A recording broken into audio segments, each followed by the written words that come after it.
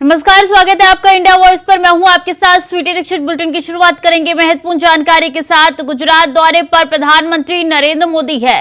Vibrant Gujarat summit से होंगे शामिल। बता दें, गुजरात को करोड़ों की सौगात देंगे। 5200 करोड़ की परियोजनाओं की देंगे सौगात पीएम नरेंद्र मोदी। कई परियोजनाओं का करेंगे लोकार्पण और शिलान्यास। 2 दिन के गुजरात दौरे पर प्रधानमंत्री और ऐसे में वाइब्रेंट गुजरात समिट में शामिल होंगे प्रधानमंत्री। बता दें कि इस समिट में शिरकत करेंगे। राज्य को करोड़ों की सौगात यहां पे प्रधानमंत्री देने वाले हैं और कई ऐसे परियोजना है जिनका शिलान्यास और लोकार्पण उनके द्वारा किया जाएगा। तो गुजरात को बड़ी सौगात प्रधानमंत्री द्वारा मिलने वाली है। 5200 करोड़ की परियोजनाओं की सौगात यहां पे पीएम मोदी देने वाले हैं। गुजरात के दौरे पर देश के मुखिया है, ऐसे में कई परियोजनाओं का लोकार्पण और शिलान्यास करेंगे पीएम नरेंद्र मोदी। तो पीएम के दौरे से जुड़ी हुई ये जानकारी आप तक पहुंचा रहे हैं, जहां गुजरात दौरे पर प्रधानमंत्री नरेंद्र मोदी है और ये दौरा उनका काफी अहम माना जा रहा है। कई परियोजनाओं का शिलान्यास करेंगे प्रधानमंत्री और लोकार्पण भी उनके द्वारा किया जाएगा। तो गुजरात को करोड़ों की सौगात देंगे प्रधानमंत्री। वाइब्रेंट गुजरात समिट में शामिल भी होंगे और 5200 करोड़ की परियोजनाओं की देंगे सौगात प्रधानमंत्री नरेंद्र मोदी। स्वागत की तैयारी कई दिनों से चल रही थी और आखिरकार आज गुजरात के दौरे पर पीएम नरेंद्र मोदी कई ऐसी परियोजना है जिनकी सौगात देने वाले हैं। लोकार्पण और शिलान्यास भी उनके द्वारा किया जाएगा।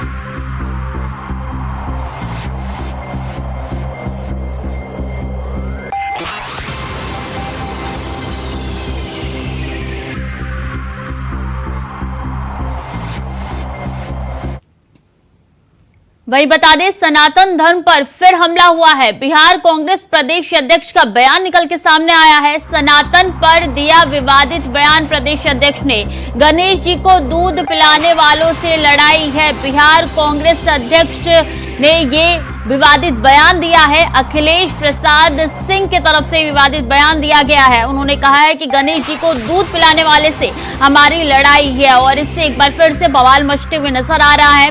कई विपक्षी पार्टियां ऐसे हैं जिनकी कई दिनों से लगातार सनातन के विरोध में बयान निकल के सामने आ रहा है, जिसको लेकर बीजेपी लगातार हमलावर है। और एक और बयान निकल के सामने आ चुका है कांग्रेस प्रदेश अध्यक्ष का कि गणेश जी को दूध पिलाने वालों से हमारी लड़ाई है। सनातन धर्म के खिलाफ एक और विवादित बयान विपक्ष की तरफ से निकल के सामने आया है, जिसके बाद से बीजेपी लगातार हमलावर है। बता दें, बिहार कांग्रेस अध्यक्ष है अखिलेश प्रसाद सिंह, जिन्होंने ये विवादित बयान दिया है सनातन धर्म के खिलाफ। उन्होंने कहा है गणेश जी को दूध पिलाने वालों से हमारी लड़ाई है। तो बिहार कांग्रेस प्रदेश अध्यक्ष का बयान निकल के सामने आया है, जिनका ये बयान काफी विवादास्पद है और बिहार कांग्रेस प्रदेश अध्यक्ष का ये बयान काफी सुर्खियों में बना हुआ है। उनके ये विवादित बयान के कारण कई लोगों के अंदर रोष भी है। तो गणेश जी को दूध पिलाने वालों से हमारी लड़ाई है, ये बिहार कांग्रेस अध्यक्ष अखिलेश प्रसाद सिंह ने कहा है। और ऐसे में एक और विवादित बयान आप देखिए विपक्षी पार्टियों से निकल के सामने आया है। चलिए आपको सुनवाते हैं उन्होंने क्या कुछ कहा है। कांग्रेस के विचारधारा को गांव के खेत खलिहान तक ले जाना होगा, तभी हम ये लड़ाई जीत सकते हैं। लड़ाई किससे?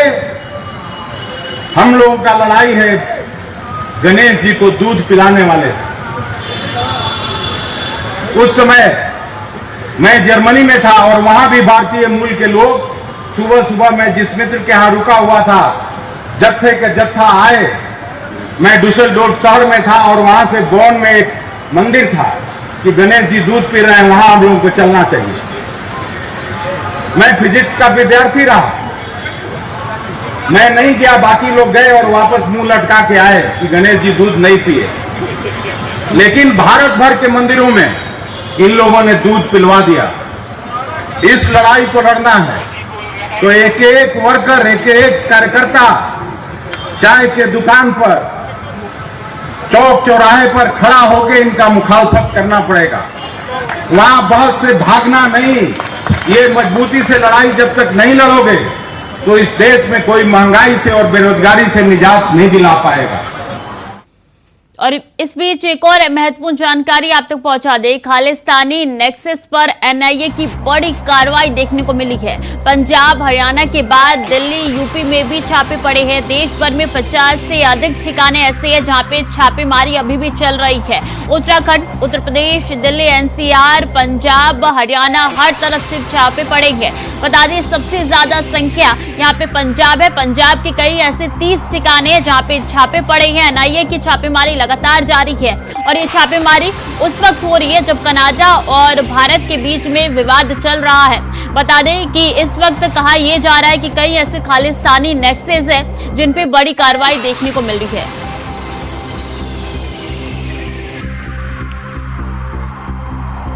तो पंजाब हरियाणा के बाद दिल्ली यूपी में भी छापेमारी लगातार जारी है। एनआईए की तरफ से बड़ी कार्रवाई देखने को मिल रही है। पंजाब में सबसे ज्यादा रेड पड़ी है। 30 ऐसे ठिकाने बताए जा रहे हैं पंजाब में जहां पे रेड पड़ी है। अगर बात की जाए तो देश भर में 50 ऐसे ठिकाने हैं जहां पे एनआईए ने छापेमारी की है और ऐसे में खालिस्तानियों के विरुद्ध में अब एनआईए एक्टिव होती हुई नजर आ रही है। न सिर्फ पंजाब बल्कि हरियाणा, दिल्ली, एनसीआर, यूपी, उत्तराखंड, हर तरफ रेड देखने को मिल रही है। ऐसे में एनआईए की बड़ी कार्रवाई मानी जा रही है और खालिस्तानियों के विरुद्ध में एनआईए लगातार एक्टिव होती हुई नजर आ रही है।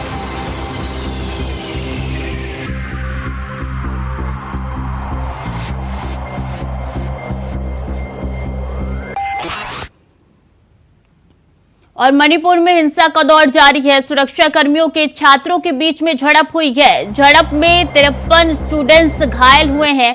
5 दिन के लिए फिर से इंटरनेट सेवाएं ठप हो गई है। तो मणिपुर में हिंसा रुक ही नहीं रही है।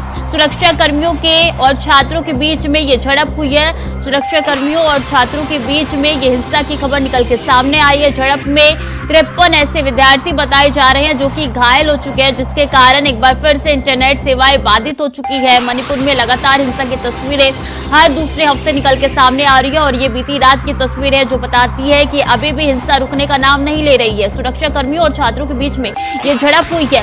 कहा जा रहा है कि 53 ऐसे स्टूडेंट्स हैं जो कि ये पूरे झड़प में घायल हुए हैं और इंटरनेट सेवाएं फिलहाल के लिए बंद कर दी गई है। तो 5 दिनों तक के लिए इंटरनेट सेवाएं बंद कर दी गई है। पिछले दिनों इंटरनेट सेवाएं एक बार फिर से सुचारू रूप से चालू कर दी गई थी, लेकिन बीते दिन ये जो हिंसा की तस्वीर निकल के सामने आई है जिसके बाद से अब प्रशासन ने ये रुक लिया है और इंटरनेट सेवाएं 5 दिन के लिए एक बार फिर से बंद कर दी गई है। तो स्टूडेंट्स के बीच में, सुरक्षा कर्मियों के बीच में ये झड़प हुई है जिसमें 53 ऐसे स्टूडेंट्स हैं जो कि घायल हो चुके हैं, जिसके बाद से इंटरनेट सेवाएं मणिपुर में एक बार फिर से बाधित हो चुकी है।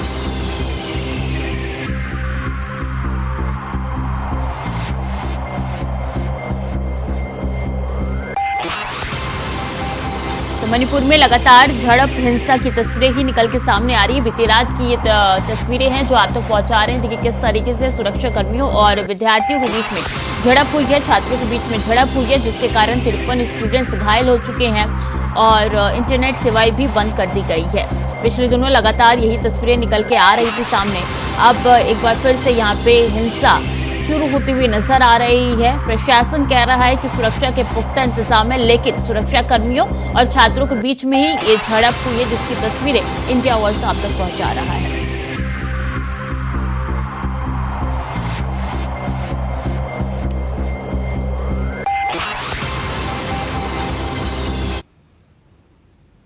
और मथुरा जंक्शन पर उस समय बड़ा हादसा हो गया जब शकूर बस्ती नई Delhi Mathura shuttle EMU train platform number 2 पर चढ़ गई। गनीमत ये रही कि जिस समय ट्रेन का इंजन प्लेटफॉर्म पर चढ़ा उस समय प्लेटफॉर्म पर बैठी और खड़ी सवारियों ने भागकर अपनी जान बचाई। हालांकि ट्रेन में बैठी सवारियां उतर चुकी थी। बताया जा रहा है कि मंगलवार रात करीब 10:55 पर लोको पायलट इंजन को बंद कर खड़ी करके चला गया था। तभी किसी कारण से इंजन ने रफ्तार पकड़ ली और ट्रेन स्टॉपर को तोड़ती हुई प्लेटफॉर्म पर दौड़ने लगी। प्लेटफॉर्म पर इंजन को चढ़ता देख प्लेटफॉर्म पर बैठे और खड़े लोग भाग निकले, लेकिन उनका सामान ट्रेन इंजन के नीचे दब गया। इस हादसे में बड़ी बात यह रही कि प्लेटफॉर्म पर ट्रेन इंजन के चढ़ते की कुछ दूरी पर OHE लाइन पर पोल लगा हुआ था, जिससे इंजन टकरा गया और क्षतिग्रस्त होकर रुक गया।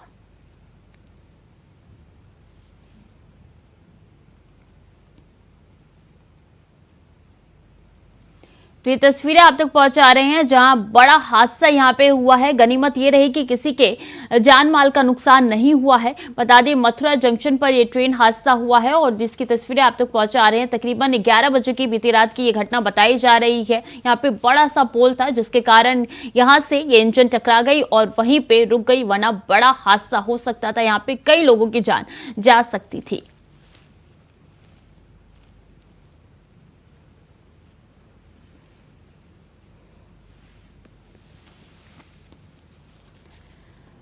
तो पटरी से उतरकर प्लेटफॉर्म पर दौड़ी ट्रेन, जिसके बाद से ये हादसे की तस्वीरें आप तक पहुंचा रही हैं। देखिए किस तरीके से ये ट्रेन सीधे जाके खंबे में टकरा गई। गनीमत ये रही कि कोई इस ट्रेन के चपेट में नहीं आया है। चाहे यहाँ पे लोग भी थे काफी ज्यादा, उन्होंने अपनी जान बचा ली भाग के, वरना बड़ा हादसा और कई लोगों की जान जा सकती थी।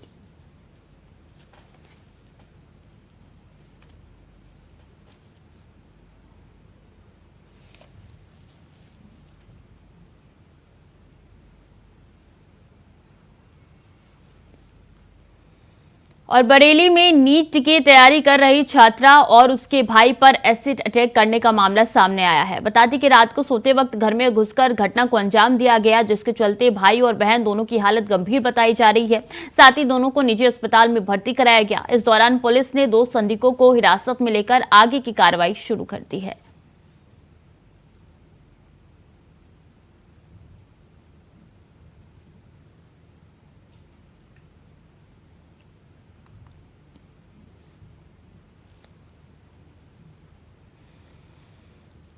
और यमुनानगर पालिका कर्मचारी संघ हरियाणा के आह्वान पर नगर निगम कार्यालय गेट पर नगर निगम और फायर ब्रिगेड कर्मचारियों ने कार्मिक भूख हड़ताल की। भूख हड़ताल की अध्यक्षता जिला प्रधान प्रवेश परोचा ने की है।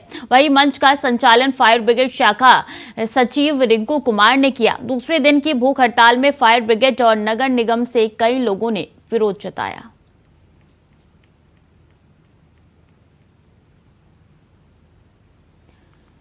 तो यहाँ पे हड़ताल चल रही है, फायर ब्रिगेड की तरफ से यह हड़ताल है। कर्मचारियों ने भूख हड़ताल यहाँ पे किया है। फायर ब्रिगेड के सचिव द्वारा ही हड़ताल का आयोजन किया गया। कई सूत्रीय मांगों को लेकर हड़ताल पे यहाँ पे फायर ब्रिगेड के कर्मचारी बैठे हुए हैं और ये भूख हड़ताल उनकी तरफ से की जा रही है। पालिका कर्मचारी संघ फायर ब्रिगेड के हड़ताल पे बैठे हुए हैं। काफी ज्यादा यहाँ पे आपको कर्मचारी नजर आ रहे हैं। उनकी कई सूत्रीय मांग है जिसको लेकर वो लगातार नारेबाजी कर रहे हैं और भूख हड़ताल पे बैठ चुके हैं।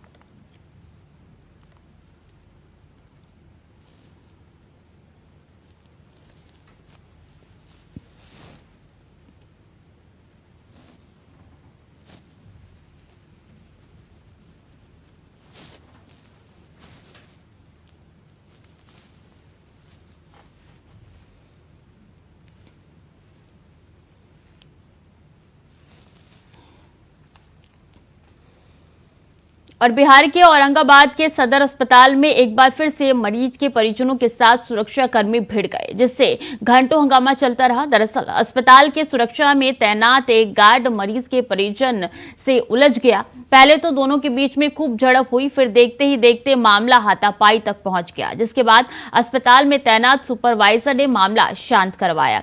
दरअसल आए दिन सदर अस्पताल में सुरक्षा कर्मी मरीजों से पैसे लेते बिना नंबर के ही डॉक्टरों से उन्हें दिखा देते हैं और लाइन में लगे मरीज इंतजार करते रहते हैं, जिसको लेकर आए दिन ऐसे मामले देखने को मिलते हैं।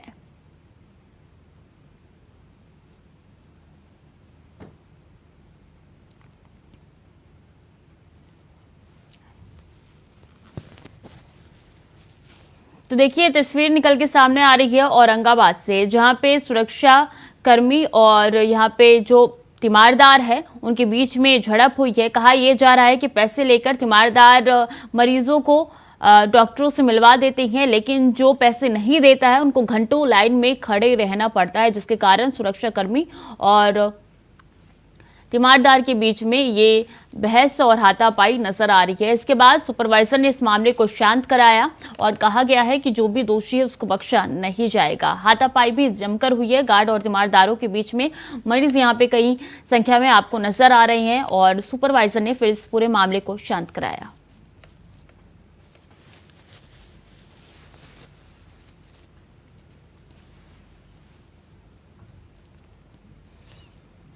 और कुरुक्षेत्र में एनआईटी में हुए रोजगार मेले में 218 लोगों को अपॉइंटमेंट लेटर बांटा गया। इस मौके पर केंद्रीय मंत्री संजीव बालियान भी मौजूद रहे। उन्होंने प्रधानमंत्री नरेंद्र मोदी ऑनलाइन प्रणाली से जुड़कर नियुक्ति पत्र वितरित किए।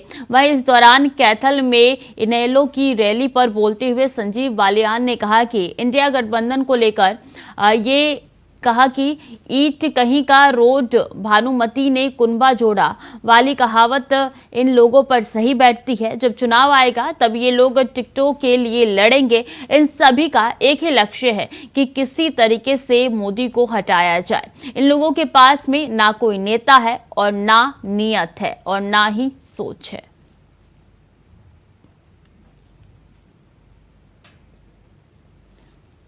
दो 218 लोगों को यहाँ पे अपॉइंटमेंट लेटर बांटा गया है, जिसके बाद से संजीव बालियान का ये बयान निकल के सामने आया है। उन्होंने रोजगार मेले में जो प्रधानमंत्री द्वारा यहाँ पे अपॉइंटमेंट लेटर यानी कि नियुक्ति पत्र वितरित किए गए हैं, उस कार्यक्रम में विपक्ष पर जमकर निशाना साधा। इंडिया गठबंधन पर बोलते हुए उन्होंने कहा ना नियत है, ना सोच है और इसी के साथ वो आगे बढ़ रहे हैं। 2024 में भी उनको शिकस्त ही देंगे बीजेपी। और ये संजीव बालियान की तरफ से कहा गया है। कुरुक्षेत्र में आयोजन किया गया था। वीडियो कॉन्फ्रेंसिंग के माध्यम से प्रधानमंत्री ने यहाँ पे नियुक्ति पत्र वितरित किए थे, जिसके बाद से संजीव बालियान का ये बयान निकल के सामने आया। उन्होंने इंडिया गठबंधन पर हमला बोला।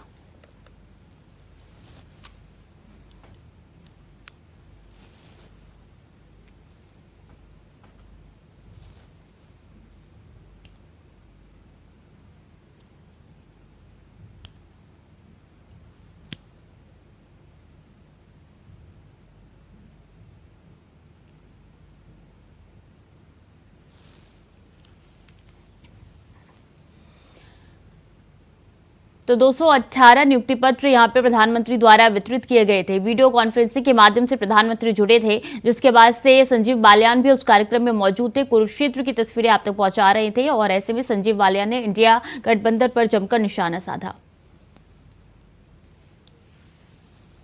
करीब 6 लाख युवाओं को अक्टूबर से अब तक नियुक्ति पत्र दिए जा चुके हैं और मुझे लगता है कि करीब 4 लाख कहीं ना कहीं पाइपलाइन में है। दिसंबर जनवरी तक केंद्र सरकार के द्वारा जो एक लक्ष्य रखा गया था कि 10 लाख जो पद रिक्त हैं केंद्र सरकार में, उन सब पर नियुक्तियां दी जाएंगी। और शायद ये देश के इतिहास में पहली बार होगा कि केंद्र सरकार के किसी भी विभाग में, किसी भी मंत्रालय में कोई पद खाली नहीं रहेगा। और बीजेपी सांसद रमेश बिधूड़ी की तरफ से दिए गए बयानों को लेकर विपक्षी पार्टियों में रोष व्याप्त है। कांग्रेस पार्टी के जिला अध्यक्ष ओमकार सिंह के नेतृत्व में दातागंज में कांग्रेस कार्यकर्ताओं ने धरना दिया। इस दौरान कांग्रेस कार्यकर्ताओं ने बीजेपी सांसद रमेश बिधूड़ी का पुतला फूंका और जल्द कार्रवाई न होने पर उग्र आंदोलन करने की चेतावनी दी।